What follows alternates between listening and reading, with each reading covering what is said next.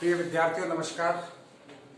आज हम कक्षा 12 के हिंदी साहित्य विषय में संकलित पाठ 7 कवि मैथिली शरण गुप्त की रचना यशोधरा, जो खंड यशोधरा खंड का उसे कुछ अंश लिया गया है, उसे हम पढ़ने जा रहे हैं।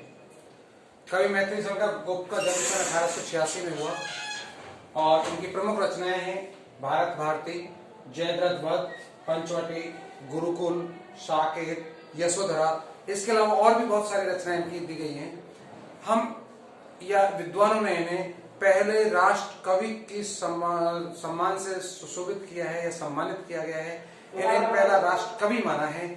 इसके दूसरे राष्ट्र कवि के रूप में यदि हम माने तो रामधारी दिनकर का नाम आता है, लेकिन प्रथम कवि राष्ट्र कवि जिन्हें माना है वो मैथिली शरण गुप्त है। इसका मानने का कारण एक साथ में और भी है, क्योंकि इनकी रचनाओं में अधिकतर हम देखते हैं कि यहाँ पर देश एवं मातृभूमि के प्रति समर्पण और राष्ट्रीय जागरण का भाव इनकी रचनाओं में देखने को मिलता है। इन्हीं सब कुछ विशेषताओं के कारण उन्हें राष्ट्र कवि की उपाधि से सम्मानित किया गया है। यहाँ पर यशोधरा खंड का एक अंश लिया गया है, जिसमें सिद्धार्थ जो कि यशोधरा के पति जब महाभिनिष्क्रमण अर्थात सिद्धि प्राप्ति के लिए जाते हैं तो यशोधरा को बिना बताए हुए चुपचाप रात में सोता हुआ मध्य रात्रि को वो निकल जाते हैं। तो उस समय का यहाँ सीन लिया गया है कि वो जाते वक्त यशोधरा को बताते नहीं, बिना बताए जाते हैं। जब वो सिद्धि प्राप्त करके वापस जब लौटते हैं तो उस समय पर उनको लेने के लिए भी यशोधरा वहां पर गांव की सीमा के या शहर की सीमा पर नहीं पहुंचती, चूंकि वो यहाँ पर कहती है कि यदि मैं जाती हूं तो मेरे मान सम्मान को ठेस पहुंचती है।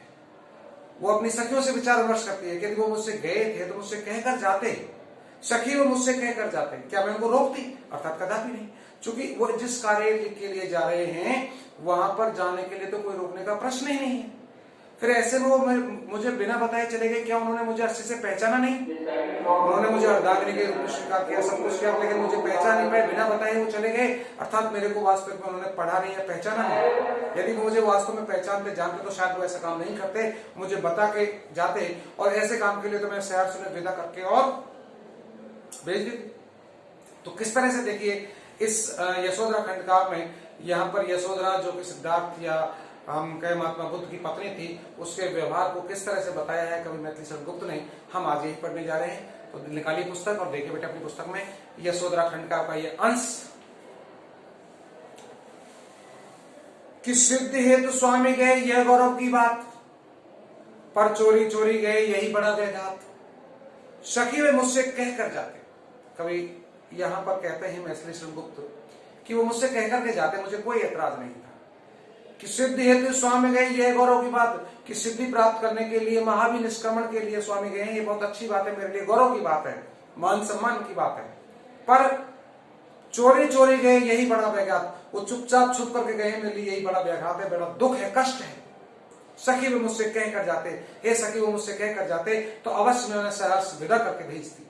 क्या उदाहरण देती है यहाँ पर यशोधरा आगे अपनी सखियों के सामने कि कह तो क्या मुझको वे अपनी पथ बाधाई पाते, मुझको बहुत उन्होंने माना फिर भी क्या पूरा पहचाना, मैंने मुख खुशी को जाना जो वे मन में लाते, सखी वे मुझसे कह कर जाते। किस तरह कहता है कवि यहाँ पर यशोधरा के शब्दों को कि कह तो क्या मुझको वे अपनी पथ बाधाई पाते, कि हे सखियों बताइए क्या वो जिस काम के लिए गए हैं उनके पथ में बाधा ही मानते मुझे? अर्थात क्या मैं उनको जाने से रोकती?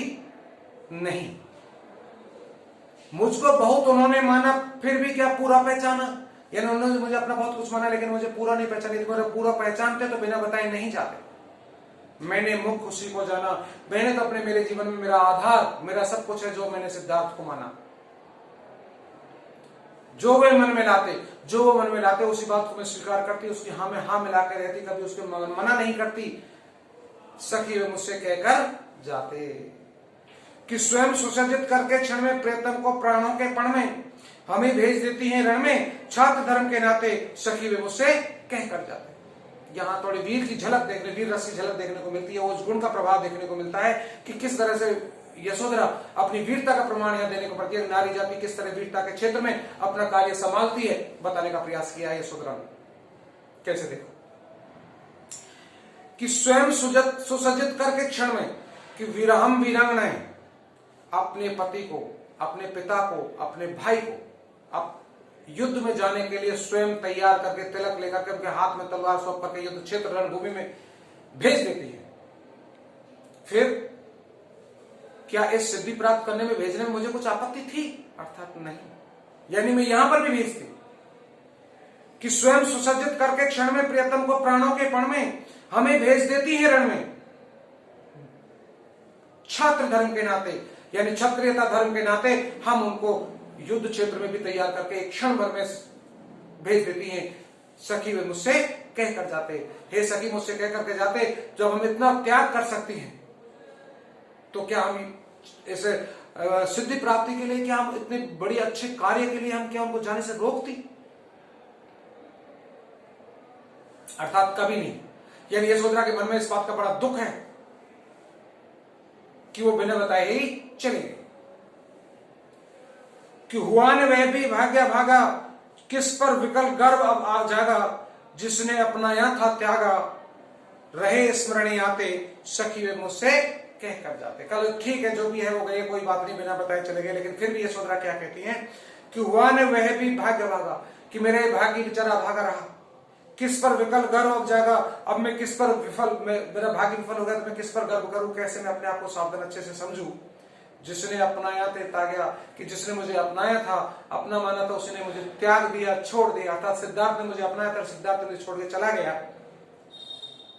रहे स्मरण आते, अब तो केवल मुझे मेरे जीवन में उनकी यादों के स्मरण मात्र, स्मृति मात्र आते रहते हैं और मेरे जीवन का कोई सार नहीं बता। सखी वो मुझसे कहकर जाते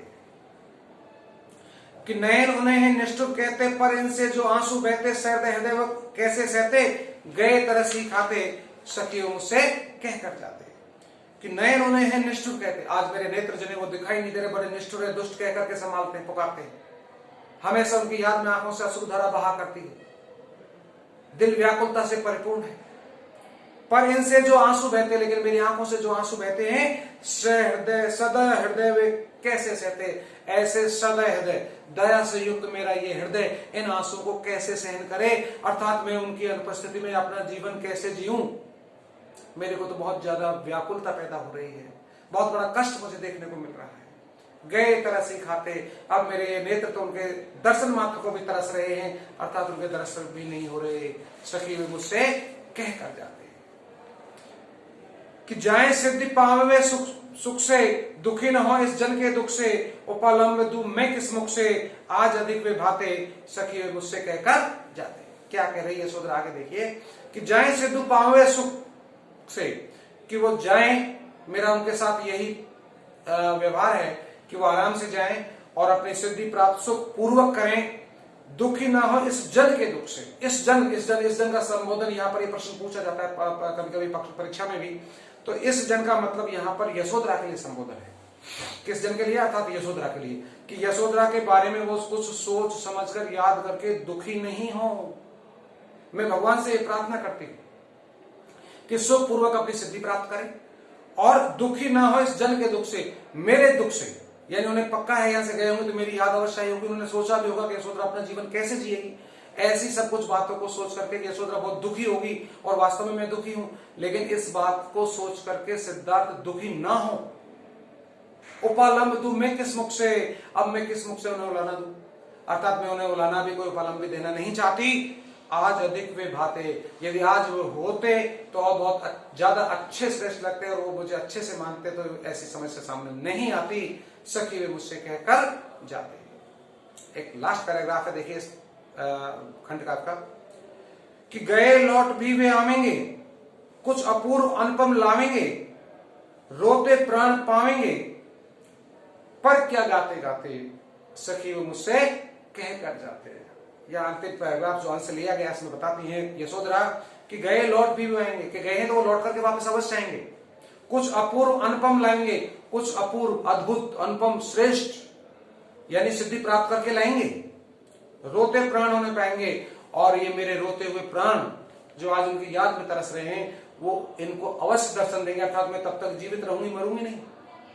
और पर क्या गाते गाते, लेकिन मैं क्या गा गा करके अपना समय व्यतीत करूं, यानी मैं क्या कहूं जो मेरा तब तक ये जीवन जीवित रह पाऊं, मुझे कोई कष्ट ना हो। हे सखी तो मुझे यही बताइए। सखी वे मुझसे कहकर जाते, काल वो कहकर जाते तो मुझे इतना शोक, इतना दुख, इतनी पीड़ा, इतना कष्ट नहीं होता।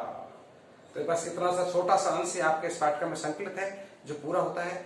इसी पाठ में दूसरी मैथिली चरण गुप्त की कविता भारत की श्रेष्ठता दी गई है, उसे हम अगले वीडियो में पढ़ेंगे। तब तक के लिए धन्यवाद।